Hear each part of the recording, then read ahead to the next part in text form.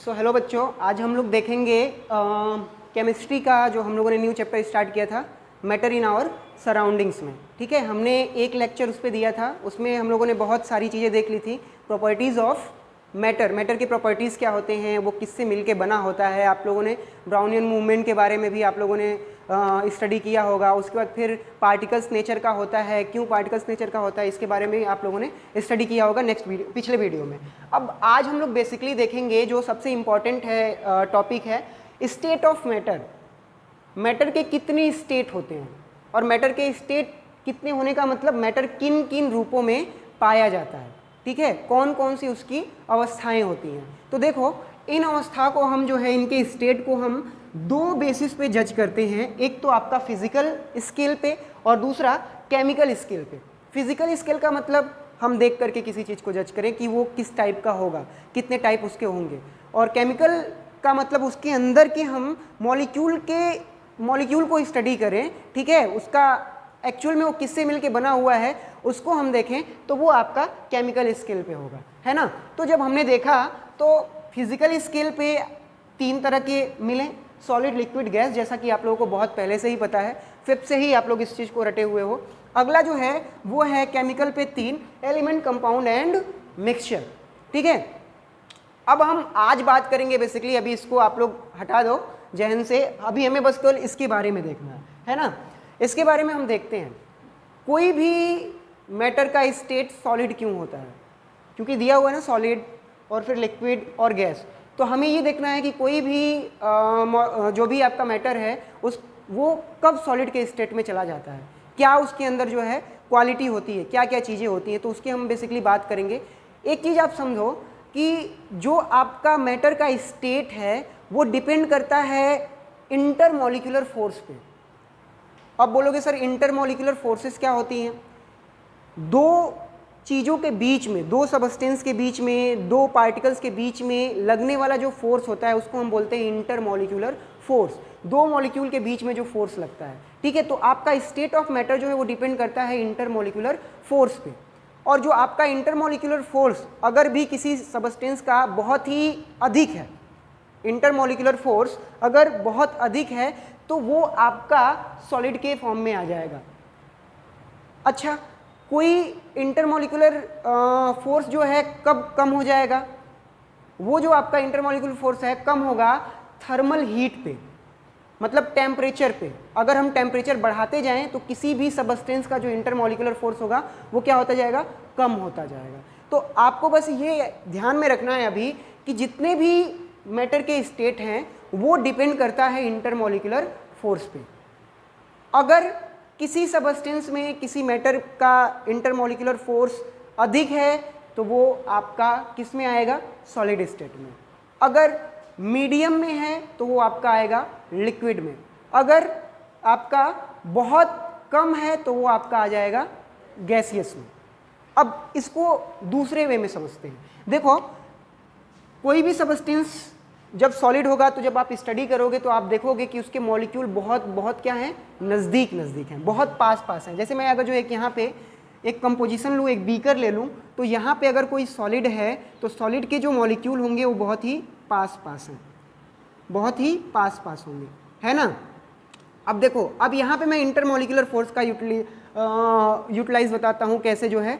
अगर जो मैं इसमें से दो मॉलिक्यूल को निकालूँ ऐसे पास पास, जो बहुत बेहद ही पास हैं, अगर जो बहुत ही पास हैं तो उनके बीच में force of attraction, intermolecular force of attraction क्या होगा? बहुत अधिक होगा। ठीक है, और अधिक क्यों है? क्योंकि तभी तो पास पास हैं, एक दूसरे से वो हट करके जाना नहीं चाहते, छोड़ना नहीं चाहते हैं। जैसे बाइंडिंग समझो, आपका फ्रेंड है, अगर जो आपका बेस्ट फ्रेंड है तो क्या आपके पास ही हमेशा रहेगा, है ना, हाथ पकड़ के हर एक चीज़ जो है आप उसके साथ साथ करोगे। तो इसका मतलब उनके बीच में बॉन्डिंग क्या है? स्ट्रांग है। तो उसी तरह से ये जो आपका मॉलिक्यूल है, जो आपका केमिकल जो आपका सबस्टेंस है, उनके बीच में जो इंटरमॉलिक्यूलर फोर्स होता है वो बहुत ही अधिक होता है। और अगर इंटरमॉलिक्यूलर फोर्स अधिक होगा तो उसकी जो दूरी होगी वो क्या होगी? कम होगी, पास पास होंगे, और वो आपका जो भी मैटर होगा वो किस स्टेट में आ जाएगा? सॉलिड के स्टेट में। अगली चीज़ देखो, आप मैंने बताया आपको कि जो इंटरमॉलिक्यूलर फोर्स है कंटिन्यूअस कंपटीशन होता रहता है इंटरमॉलिक्यूलर फोर्स और थर्मल हीट में। अगर थर्मल हीट अधिक हो गई तो आपका सबस्टेंस जो है, जो आपका ये दूरी, जो आपकी दूरी नज़दीक है ना, वो क्या हो जाएगी, बढ़ती जाएगी। क्योंकि जब किसी चीज़ का टेम्परेचर बढ़ाते हो तो क्या होता है, मॉलिक्यूल उसके एट रैंडम मोशन करने लगते हैं और दूर दूर भागने लगते हैं पूरी तरह से, है ना। तो आपके हमेशा जो है कंपटीशन बना रहता है थर्मल हीट और इंटरमॉलिक्यूलर फोर्स में। जो जीतता है फिर वही उसका स्टेट होता है। अगर इंटरमॉलिक्यूलर फोर्स जीत गया, उसका फोर्स बहुत अधिक है, तो वो किस स्टेट में चला गया, सॉलिड में। अगर आपका मीडियम है दोनों, थर्मल हीट भी और टेम्परेचर भी, तो किस में चला गया, वो लिक्विड में। अगर आपका थर्मल हीट ज़्यादा हो गई तो फिर वो किस में चला जाएगा, गैसियस में। तो कंटिन्यूस आप इन दोनों के बीच में दोनों का जो है कंपटीशन देखोगे, थर्मल हीट एंड बोलो इंटरमॉलिक्यूलर फोर्स, इंटरमॉलिक्यूलर फोर्स के बीच में। क्लियर हुआ। तो ये तो आपका हो गया बेसिकली मैटर की प्रॉपर्टीज, मतलब मैटर किस पे जो है डिपेंड करेगा उसका स्टेट कब। अब आते हैं हम सॉलिड पे, ठीक है। जो आपका सॉलिड होता है, जो सॉलिड वाला पार्ट है, आप बहुत शुरू से ही रटे हुए हो, मुंह पे रटा होगा आपका कि सॉलिड का बिल्कुल जो शेप होता है वो क्या होता है, फिक्स्ड होता है। वॉल्यूम क्या होता है, फिक्स्ड होता है। और बाउंड्रीज उसकी क्या होती है, डिस्टिंक्ट होती है, पूरी तरह से रहती है कि ये इसकी जो है बाउंड्रीज है। समझ रहे हो। अब आगे देखते हैं हम लोग कैसे इसका शेप फिक्स रहता है। सपोज दैट कि हमारे पास एक इरेजर है, रबर है, ठीक है। रबर को हम ऐसे बाउंड करें, जब हम बाउंड करते हैं तब तो उसका शेप क्या हो जाता है, डिस्टॉर्ट हो जाता है कि नहीं हो जाता है, फिर वो अपने उसी वाले स्टेट में आ जाता है। तो हम कैसे कह सकते हैं कि भाई शेप इसका जो है फिक्स्ड है। रबर का फेस, अगर जो हम बाहर से फोर्स लगा रहे हैं, तो जो इरेजर है आपका, उसका शेप डिस्टॉर्ट हो रहा है कि नहीं हो रहा है, फिर वो अपने में आ जा रहा है। तो फिर कैसे ये सॉलिड हुआ। तो अब सॉलिड का डिफिनीशन क्या होगा कि इसका शेप और इसका वॉल्यूम तब तक फिक्स रहता है जब तक कि हम उस पर कोई एक्सटर्नल फोर्स लगा करके उसको वेरी ना करें। समझ में आया। इसको आप एक्सटर्नल फोर्स लगा करके थोड़ा बहुत वेरी कर सकते हो, डिफॉर्म कर सकते हो, उसके शेप को थोड़ा बहुत डिस्टॉर्ट कर सकते हो। फॉर एग्जांपल जैसे आपका एल्युमिनियम की फॉयल है, एल्युमिनियम का कोई बर्तन है, एक मुक्का मारो ऐसे कस के तो वो क्या हो जाएगा, पूरी तरह से उसका शेप चेंज हो जाएगा, है ना। या फिर नहीं, अगर जो आपका इससे लग रहा है तो कोई ईंट वगैरह लगा कर पटक दो तब भी उसका क्या हो जाएगा, चेंज हो जाएगा। तो हम ये नहीं कह सकते कि वो सॉलिड के स्टेट में नहीं है, वो किस स्टेट में है, सॉलिड के स्टेट में ही है। हमने उसका शेप चेंज किया है बाहर एक्सटर्नल फोर्स को लगा करके, है ना। तो ये डिफिनेशन आप हमेशा मेंशन करोगे, ठीक है। तो ये हो गया आपका। अगली चीज देखो, दूसरी प्रॉपर्टीज, ये ऑलमोस्ट इनकम्प्रेसिबल होता है। इनकम्प्रेसिबल का मतलब समझ सकते हो, इसको, इसके मॉलिक्यूल जो दूर पास पास हैं, आप उसको मॉलिक्यूल को और कंप्रेस नहीं कर सकते और पास पास नहीं ला सकते। समझ में आया। और पास पास नहीं लगाए, अगर जो पास पास लाने की कोशिश करेंगे तो वो उसका जो है शेप क्या होता जाएगा, चेंज होता जाएगा। समझ में आया। तो ये चीज़ होती है। और दूसरी चीज़, जो परफेक्ट सॉलिड होता है, जब उस पर आप फोर्स लगाने की, उसको, उसके शेप को मोड़ने की कोशिश करोगे तो वैसे ब्रेक हो जाएगा, तुरंत टूट जाएगा वो। समझ में आ रहा है, ठीक है। तो आपको ये पूरी तरह से अच्छे से आपको समझना होगा कि जो हमारा सॉलिड है उसका शेप डेफिनेट होता है, वॉल्यूम उसकी फिक्स्ड होती है, जब तक कि हम उस पर एक्सटर्नल फोर्स लगा करके उसके शेप को चेंज न करें। अगली चीज़ ये क्या होता है, इनकम्प्रेसिबल होता है, कंप्रेस नहीं कर सकते हैं हम इसको। तीसरी चीज़, इसके जो पार्टिकल्स होते हैं, जो मॉलिक्यूल होते हैं जिनसे आपका सॉलिड मिल करके बना हुआ है, वो आपका क्या होगा, बहुत ही पास पास होगा। और जब बहुत पास पास होगा तो उनके बीच में force of attraction, intermolecular force of attraction क्या होगा, ज़्यादा होता है। समझ में आ रहा है, ठीक है। तो ये प्रॉपर्टीज होगी किसकी, सॉलिड की, है ना। अगली चीज़ देखते हैं, जो सॉलिड है आपका वो बेसिकली आपका मॉलिक्यूल से तो मिलके बना हुआ ही है, ठीक है। और उसका जो है, उसके मॉलिक्यूल आपस में क्या है, एक दूसरे से पास पास हैं। अगली चीज़ जो है डेंसिटी, इसकी डेंसिटी क्या होती है, बहुत अधिक होती है। डेंसिटी का मतलब समझ रहे हो ना, पर यूनिट वॉल्यूम में जो भी आपके मॉलिक्यूल प्रेजेंट होंगे, वॉल्यूम में जो है आपके कितने मॉलिक्यूल प्रेजेंट है उसके बेस पे, तो इसकी डेंसिटी क्या होती है, ज़्यादा होती है। अब यहाँ पे एक चीज़ आपका डिफ्यूज़न का नाम सुना है किसी ने? डिफ्यूज़न, देखो डिफ्यूज़न का मतलब होता है किसी भी चीज़ों का आपस में एक दूसरे में मिक्स हो जाना, एक दूसरे से डिस्ट्रीब्यूट, इन दोनों के बीच में, जैसे मान लो कोई एक अदर स्टेट का मैटर है, एक अदर स्टेट का मैटर है, उसको आप क्या कर दो, मिक्स कर दो, या फिर सेम ही स्टेट का मैटर है वो मिक्स कर दो, तो डिफ्यूज़न इसको बोलते हैं। तो जो आपका सॉलिड होता है वो डिफ्यूज़न शो नहीं करता है, सॉलिड आपका डिफ्यूज़न शो नहीं करता है। अगर हम उस केस को छोड़ दें तो, अब कुछ केस को छोड़ दें मतलब कि कौन से केस को छोड़ दें, जैसे मान लो हम एक एग्जाम्पल लेते हैं वाइट बोर्ड का या फिर ब्लैक बोर्ड का एग्जाम्पल लेते हैं। जैसे जो हमारे पुराने स्कूल हैं और अभी भी बहुत सारे स्कूलों में, बहुत सारे इंस्टीट्यूट में चौक का हम यूज़ करते हैं। अभी तो हम क्या, किसका यूज़ कर रहे हैं, मार्कर का। पहले हम क्या करते थे, चौक का यूज़ करते थे। जो चौक का यूज़ जब हम करते थे तो वो जो बोर्ड पे, हम जिस बोर्ड पे यूज़ करते थे वो बोर्ड सीमेंट की बनी होती थी, सीमेंटेड होती थी, है ना। तो सीमेंट में क्या होता है, थोड़े से आपके मॉलिक्यूल जो होते हैं सॉलिड के थोड़े से दूर दूर होते हैं। तो जब हम वहाँ पे लिखते थे, जब मैंने जैसे मान लो कि अभी मैंने यहाँ पे लिख दिया, ठीक है, और उसको हम 2-3 घंटा बाद, 2-3 घंटे के बाद आकर के अगर इसको इरेज करें तो वो इरेज नहीं होता था। उसके पीछे रीज़न क्या होता है, उसके पीछे रीज़न ये है कि जो आपका सॉलिड पार्टिकल्स है, जो आपका सॉलिड पार्टिकल्स है वो क्या है, जो आपका सॉलिड पार्टिकल्स है वो मूव कर गया है, डिस्ट्रीब्यूट कर गया है दूसरे सॉलिड के अंदर।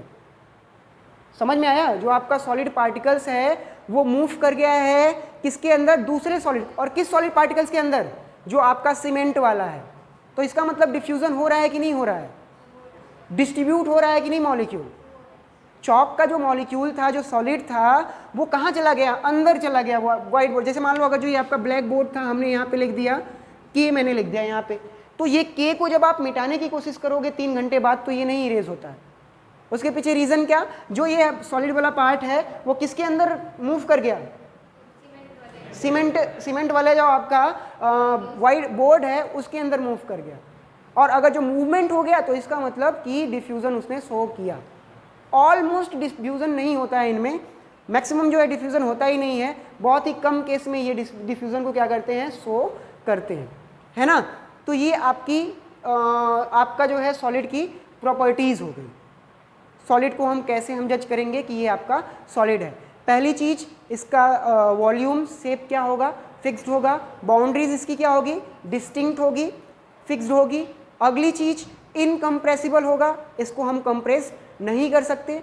तीसरी चीज़, इनके बीच में जो आपका फोर्स ऑफ अट्रैक्शन है, इंटरमॉलिक्यूलर फोर्स ऑफ अट्रैक्शन, वो क्या होगा, ज़्यादा होगा। और वो ज़्यादा होने की वजह से इनके बीच में जो मॉलिक्यूल है, इनके ये जिस मॉलिक्यूल से बना हुआ है वो बिल्कुल पास होंगे, ठीक है, पास होंगे। अगली चीज़, डिफ्यूज़न को ये शो नहीं करते हैं, डिफ्यूज़न को शो बहुत ही कम केस में करते हैं, जो मैंने अभी आपको एग्जांपल दिया, है ना। तो ये आपकी बेसिकली हो गई सॉलिड का जो है, सॉलिड की प्रॉपर्टीज़। आगे आते हैं हम लोग लिक्विड पे, आगे आते हैं हम लोग लिक्विड पे। तो अभी हमने ये देख रहा था, हम लोग ये देख रहे थे कि जो सॉलिड का मॉलिक्यूल है वो क्या है, बिल्कुल पास है ना। लिक्विड इन दोनों के बीच का स्टेट है, सॉलिड और गैस के। तो इसके जो मॉलिक्यूल होंगे वो न तो बहुत अधिक दूर होंगे, न ही बहुत अधिक पास होंगे, है ना। इंटरमीडिएट का ये स्टेट है ना। तो इनके बीच में जो इंटरमॉलिक्यूलर फोर्स होगा, जो इंटरमॉलिक्यूलर फोर्स हमने देखा किसमें, सॉलिड में, इनके बीच का जो इंटरमॉलिक्यूलर फोर्स होगा वो क्या होगा, इन कंपैरिजन टू सॉलिड कम होगा, लेकिन इन कंपैरिजन टू गैस क्या होगा, ज़्यादा होगा, ठीक है। तो जो आपका सॉलिड के मॉलिक्यूल, जो आपके लिक्विड के मॉलिक्यूल हैं वो आपस में बहुत ज़्यादा पास नहीं रहेंगे और ना ही बहुत ज़्यादा दूर होंगे, बिल्कुल इंटरमीडिएट का स्टेट होगा। और फोर्स ऑफ अट्रैक्शन जो होगा, इंटरमॉलिक्यूलर जो फोर्स ऑफ अट्रैक्शन होगा वो सॉलिड के कंपैरिजन में कम और लिक्विड के कंपैरिजन में, सॉरी गैस के कंपैरिजन में ज़्यादा, ये होगा। क्लियर हुआ, ठीक है। अगली चीज़, ये भी ऑलमोस्ट इनकम्प्रेसिबल है। अब बोलोगे सर कैसे,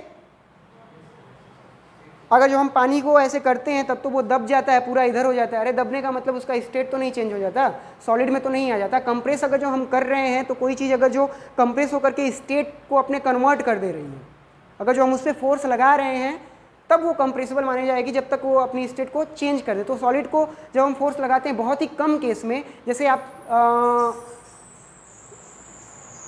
सॉलिड को जो है लिक्विड को सॉलिड में कन्वर्ट कर सकते हो, तो ऑलमोस्ट ये क्या होता है, इनकम्प्रेसिबल होता है, लेकिन कभी कभी ये कंप्रेस्ड भी होता है, और कंप्रेस्ड होने के बाद वो किस स्टेट में कन्वर्ट होता है, आपका सॉलिड के स्टेट में। क्योंकि जब कंप्रेस करोगे तो क्या होगा, जो दूर दूर मॉलिक्यूल हैं वो क्या होंगे, पास पास आ जाएंगे, है ना, जो दूर दूर होंगे वो क्या हो जाएंगे, पास पास आ जाएंगे, और जब पास पास आ जाएंगे तो उसका स्टेट ही क्या हो जाएगा, चेंज हो जाएगा।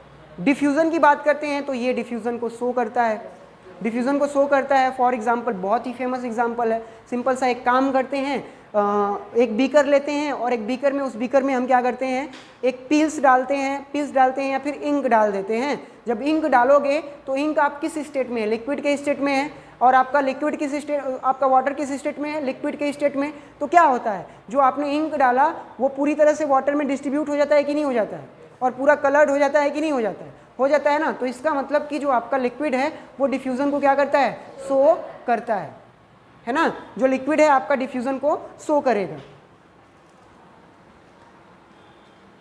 अगली चीज़ देखो, मैं ये बताना भूल गया कि इनका जो शेप होगा, इट्स नॉट अ डिफिनिट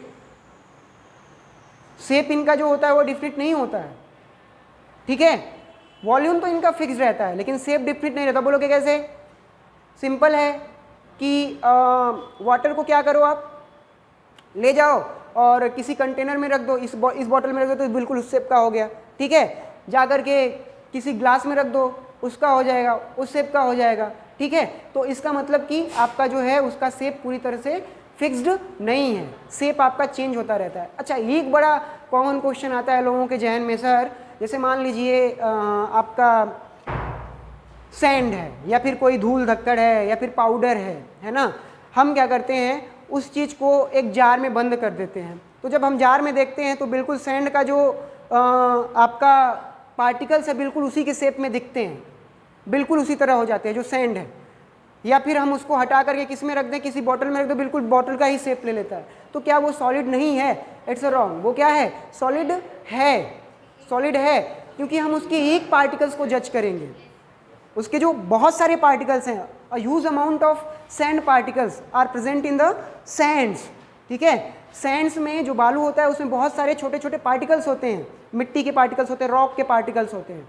तो उन पार्टिकल्स का जो शेप होता है वो क्या होता है, फिक्स्ड होता है, ठीक है। आपको लगता है ना कि ये ऐसा हो सकता है, बट ऐसा नहीं होता है। कभी कभी ये क्वेश्चन जो है आपसे एक वैल्यूएबल क्वेश्चन के तौर पे कॉम्पिटिटिव एग्जाम में आपसे क्वेश्चन ये पूछा जाता है ना।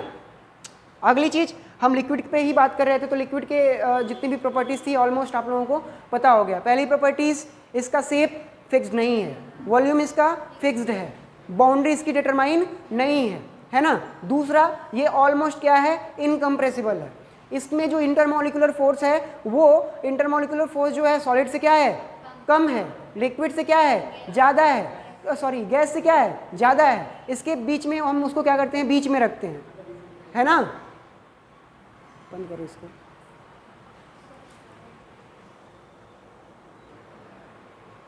ठीक है, तो लिक्विड का क्या है आपका, पहला डिफिनिट शेप नहीं है, जो वॉल्यूम है उसका क्या है, डिफिनिट है, इनकम्प्रेसिबल, ऑलमोस्ट इनकम्प्रेसिबल है, इसको भी हम कंप्रेस नहीं कर सकते। तीसरी चीज़ है कि इनके बीच का जो इंटरमोलिकुलर फोर्स है वो आपका सॉलिड और सॉलिड की तुलना में कम और गैस की तुलना में ज़्यादा है ना। अगला जो है आपका, इसलिए हम इसको इंटरमीडिएट स्टेट ऑफ मैटर बोलते हैं, इन तीनों के बीच, दोनों के बीच का जो है ये इंटरमीडिएट स्टेट है। अगला जो है आपका डिफ्यूज़न को ये आप शो करता है, कंटिन्यूसली शो करता है और बहुत अच्छे से शो करता है। फॉर एग्जांपल मैंने बताया आपको, इंक डाल दो आप, या फिर कोई पील्स है डाल दो, या फिर जैसे आपका शुगर है, तो शुगर आप जब डाल देते हो वाटर में तो वहाँ पे वो वाटर में पूरी तरह से वाटर उसके अंदर चला जाता है और मिक्स हो जाता है ना। तो इस तरह से आपका ये डिफ्यूज़न शो करता है। अब आगे हम देखते हैं गैस के ऊपर, ठीक है। गैस के ऊपर अगर जो हम बात करें तो जो आपके गैसियस मॉलिक्यूल्स हैं, सिंपल है, आप देखते हो ये किसी भी, ना तो इनका शेप ही फिक्स होता है और ना ही इनका वॉल्यूम ही फिक्स्ड होता है, ठीक है। ये कभी भी किसी भी तरह से अपना जो है ये करते हैं, इनका जो वॉल्यूम और शेप है पूरी तरह से फिक्स्ड नहीं रहता है। क्लियर?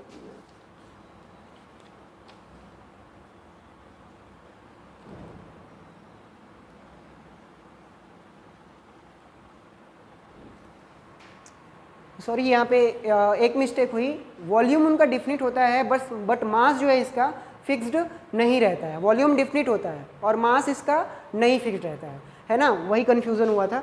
तो आपका गैस में शेप भी नहीं फिक्स और ना ही आपका मास, ये दोनों इनका जो है फिक्स्ड नहीं रहता है। मतलब कि शेप तो आप डिटरमाइन ही नहीं कर सकते वो किस शेप में होगा, क्योंकि अगर जो गैस के मॉलिक्यूल को हम भर दे किसी में तो पता ही नहीं चलेगा, वो एट रैंडम पूरी तरह से मोशन करते रहते हैं। इनके बीच में जो काइनेटिक एनर्जी होती है इनके पार्टिकल्स के अंदर, वो बहुत ही अधिक होती है, बहुत ज़्यादा होती है काइनेटिक एनर्जी। बहुत अधिक काइनेटिक एनर्जी के नाते ये जो है एट रैंडम मोशन करते रहते हैं। और पता है जिस कंटेनर में रखे रहते हैं एक फोर्स एक्सर्ट करते रहते हैं। जैसे मान लो आपका ये मॉलिक्यूल है ना, गैस का ये मॉलिक्यूल है, ऐसे बहुत दूर दूर होंगे ये मॉलिक्यूल, बहुत दूर दूर होंगे, ठीक है, और आपका लिक्विड में थोड़ा सा इस तरह से पास पास, इतने पास पास होंगे, है ना। तो ये जो हैं ये कंटिन्यूसली जब मूव करते हैं तो इनके वॉल पे प्रेशर एक्सर्ट करते रहते हैं। आप लोग कभी ध्यान देना, अगर हम कोई सिलेंडर है, गैस सिलेंडर जिसमें आपका रहता है एलपीजी, आप ध्यान देते हो कभी कभी वहाँ पे जो है इवेपोरेट होकर के बहुत ठंडा रहता है वो पूरा जो है आपका, ठंडी में या फिर गर्मी में ही जब आप नीचे का हिस्सा टच करते हो गैस का तो बहुत ही ठंडा रहता है वो। इसी की वजह से कंटिन्यूअस ये जो है आपके मॉलिक्यूल जो हैं वो प्रेशर दे रहे हैं, हमेशा जो है एट रैंडम मोशन करते हुए यहाँ पे टक्कर खा रहे हैं, कोलाइड कर रहे हैं, और कोलाइड करने की वजह से इनका टेम्परेचर क्या होता जा रहा है, कम होता जाता है ना। तो वो सरफेस पूरी तरह से क्या हो जाती है, ठंडा हो जाती है। तो ये आपको जनरली देखने को मिलता है गैस सिलेंडर वगैरह में, ठीक है। तो ये गैस सिलेंडर में वो भी क्योंकि लिक्विफाई होता है, आपका जो आपका गैस होता है वो लिक्विफाई होता है इसमें एलपीजी में, तो वो आपको देखने को मिलता है। तो गैस के मॉलिक्यूल कंप्रेसिबल होते हैं, ये जो होते हैं कंप्रेसिबल होते हैं, मतलब इनको हम फोर्स लगा करके पूरी तरह से ऐसे लगा करके इनको हम इकट्ठा कर सकते हैं, और इकट्ठा जब कर देंगे तो इनको हम किस स्टेट में चेंज कर सकते हैं, लिक्विड में। इसीलिए आप लोग सुनते हो एलपीजी, लिक्विफाई पेट्रोलियम गैस, है ना। तो आप लोग एलपीजी का नाम सुनते हो। तो मतलब गैस जो है वो इनकम्प्रेसिबल नहीं है, क्या है, कंप्रेसिबल है, उसको हम कंप्रेस करते हैं, बहुत अच्छे से हम उसको कंप्रेस कर सकते हैं, ठीक है। नेक्स्ट चीज, इनके बीच का जो इंटरमॉलिक्यूलर फोर्स है बहुत दूर दूर है ना, बहुत कम है, इंटरमॉलिक्यूलर फोर्स बहुत ही कम है, इसलिए ये बहुत तेजी से अटेंडम क्या करते हैं, मोशन करते हैं, कोलाइड करते रहते हैं आपस में एक दूसरे से। अटेंडम मोशन क्यों करते हैं, बिकॉज ऑफ काइनेटिक एनर्जी। इनके पास जो काइनेटिक एनर्जी होती है वो बहुत ही ज़्यादा होती है, ठीक है, और ज़्यादा होने की वजह से वो कंटिन्यूसली मूव करते रहते हैं। क्लियर हुआ? तो ये थी आपकी गैस के बारे में। तो आपका गैस का पूरा आपने पढ़ लिया, लिक्विड को पढ़ लिया, सॉलिड को पढ़ लिया। गैस डिफ्यूज़न शो करता है, बहुत अच्छे से डिफ्यूज़न शो करता है। सिंपल सा जो स्मेल होती है, जैसे खाने की स्मेल हो गई, ठीक है, तो वो आपके नोज़ तक पहुंच आती है, नाक तक पहुंचती है। क्यों? क्योंकि जो उसके गैसियस पार्टिकल्स हैं वो मूव करते हैं। जैसे परफ्यूम ही हो गया, परफ्यूम आपका क्या है, गैस है, जब इन्वायरमेंट में छोड़ देते हो तो पूरा फैल जाता है, डिस्ट्रीब्यूट हो जाए, इसका मतलब वो क्या है, डिस्ट्रीब्यूशन को शो कर रहा है, डिफ्यूज़न को शो कर रहा है। तो बहुत तेज़ी के साथ इनमें डिफ्यूज़न होता है। गैस के मॉलिक्यूल्स लिक्विड में भी डिफ्यूज़ होते हैं, गैस के मॉलिक्यूल गैस में भी डिफ्यूज़ होते हैं। फॉर एग्जांपल जैसे परफ्यूम है आपका, तो वाटर जब हम इन्वायरमेंट में देखते हैं तो इन्वायरमेंट में क्या है, सारे गैसेज हैं, परफ्यूम को कर रहे हैं, पूरा गैस के मॉलिक्यूल परफ्यूम वाले वो किस में फैल जा रहे हैं, इन्वायरमेंट में फैल जा रहे हैं। वहीं आपने सुना होगा कि जो ऑक्सीजन है और कार्बन डाइऑक्साइड गैसेज होती हैं, ऑक्सीजन गैसेज बेसिकली वाटर में क्या होती हैं, घुली हुई होती हैं, जिसके वजह से आपका जो मछली वगैरह हैं उस ऑक्सीजन को यूटिलाइज करके सांस लेती हैं। तो गैस के जो मॉलिक्यूल्स हैं वो लिक्विड में भी डिस्ट्रीब्यूट हो सकते हैं, डिफ्यूज़न शो करते हैं, और गैस में भी डिफ्यूज़न को शो करते हैं। तो ये आपकी प्रॉपर्टीज़ हो गई गैस का, लिक्विड का और सॉलिड का, ठीक है। अब नेक्स्ट टॉपिक के बारे में हम लोग स्टडी करते हैं।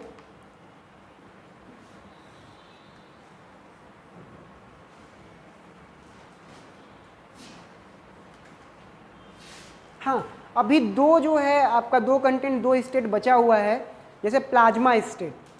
अभी भी मतलब ये फिजिकल स्टेट में 3 स्टेट के अलावा और भी 2 स्टेट होते हैं। प्लाज्मा स्टेट होता है और एक होता है आपका Bose Einstein condensate state, Bose Einstein condensation, ठीक है। तो वो आपका स्टेट होता है फिजिकल स्टेट में। क्लियर है? अब यहाँ पे देखो, इस फिजिकल स्टेट में प्लाज्मा के बारे में देख लेते हैं। लोग मानते हैं कि जो प्लाज्मा है वो आपका समझो कि गैसियस का मिक्सचर ही है।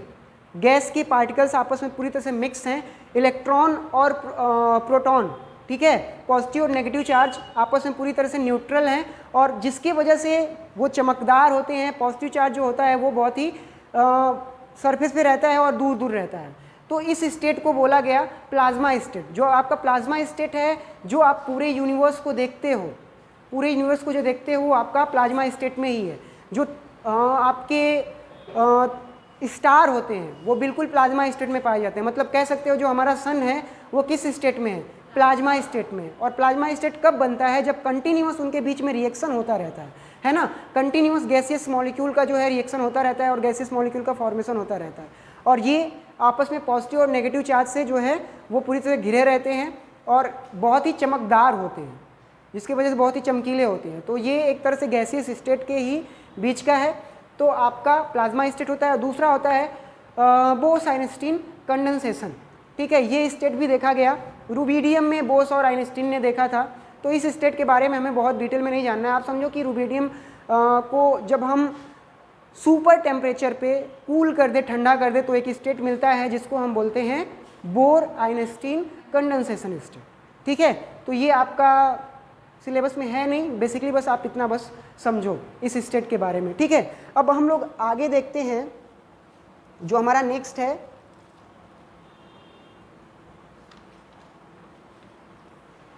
स्टेट को चेंज। स्टेट को हम चेंज कैसे कर सकते हैं? स्टेट को चेंज जो है हम दो चीज़ों पे कर सकते हैं। दो जो है फैक्टर हैं जो कि मैटर के स्टेट को डिफाइन करते हैं चेंज होने पे। पहला है आपका टेम्परेचर और दूसरा है प्रेशर। अगर हमें किसी मैटर के स्टेट को चेंज करना है तो हम प्रेशर लगा करके भी चेंज कर सकते हैं और टेम्परेचर लगा करके भी जो है चेंज कर सकते हैं। बेसिकली आज के लिए बस हम इतना ही देखेंगे। अब जो है कल से जो है एक नए टॉपिक्स, मतलब कि किस तरह से हम मैटर के स्टेट को चेंज कर सकते हैं, उसके बारे में हम लोग देखेंगे। A very good day all of you.